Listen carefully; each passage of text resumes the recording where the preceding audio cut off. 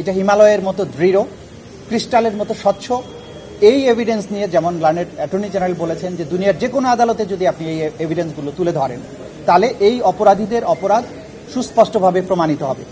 আমরা live witness এনেছি, digital evidence এনেছি, এবং যারা এই এভিডেন্সগুলো জেনারেট করেন, যেখানে তিনি কথাগুলো বলেছেন, সেই সমস্ত সংশ্লিষ্ট ব্যক্তিদেরকে আদালতে উপস্থাপন করেছি। যাকে অর্ডার দেওয়া হয়েছে তিনি এসে আদালতে সাক্ষী দিয়েছেন।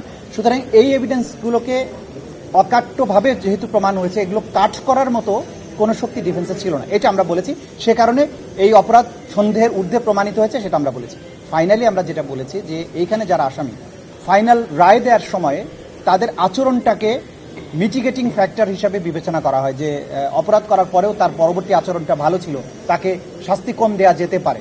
কিন্তু আমরা দেখিয়েছি বা দেখাচ্ছি যে যারা এখানে আসামি ছিলেন তাদের পরবর্তী আচরণ, তাদের মধ্যে কোনো অনুশোচনা নেই। এতগুলো মানুষ হত্যার পরে এইভাবে গণহত্যা চালানো, যদিও আন্তর্জাতিক আইনের গণহত্যা না, মাস কিলিংয়ের মাধ্যমে বাংলাদেশে যে পরিবেশ তৈরি করা হয়েছিল, যেভাবে তিনি এত সংখ্যক মানুষকে আহত করেছেন, অঙ্গহানি করেছেন, বাংলাদেশকে বদ্ধভূমিতে পরিণত করেছিলেন, তার জন্য তার কোনো অনুশোচনা নেই। উল্টো তিনি সোশ্যাল মিডিয়ায় নানানভাবে হুমকি দিচ্ছেন, যারা মামলা করেছে, যারা সাক্ষী দিয়েছে তাদেরকে হত্যা করার জন্য, তাদের বাড়িঘর জ্বালিয়ে দেওয়ার জন্য হুমকি দিচ্ছেন।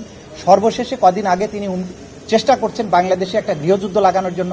তিনি সেনাবাহিনীকে উস্কানি দিয়েছেন যে তোমাদের কিছু কিছু অফিসারের বিচার হচ্ছে, তোমরা এর বিরুদ্ধে রুখে দাঁড়াও। কিন্তু দেশপ্রেমিক সেনাবাহিনী সেই তার উস্কানিতে পা দেননি। বাংলাদেশের দেশপ্রেমিক মানুষ এই উস্কানি বুঝতে পেরেছেন, তারা উস্কানিতে পা দেননি। শুধুমাত্র যাদের বিরুদ্ধে অপরাধের সুস্পষ্ট প্রমাণ আছে, বিচারের প্রক্রিয়া তাদেরকে আনা হয়েছে, এবং সেনাবাহিনী সেটা তাদের আইনের শাসনের প্রতি, ল অব দি ল্যান্ডের প্রতি তাদের সুদৃঢ় অঙ্গীকারের কথা বলেছেন এবং সেটা প্রমাণ করে তারা দেখিয়েছেন। সুতরাং এইসব উস্কানি তাদের বিফলে গেছে। কিন্তু আমরা যেটা বলার চেষ্টা করছি, এইসব কর্মকাণ্ডের মাধ্যমে আসামিরা প্রমাণ করেছেন যে তাদের সামান্যতম অনুশোচনা নেই। তো অনুশোচনাহীন এরকম হত্যাকারীদের ব্যাপারে আদালতের দৃষ্টিভঙ্গি স্বচ্ছ থাকা উচিত, যে এরা কোনো রকমের অনুকম্পা পাবার যোগ্য নয়।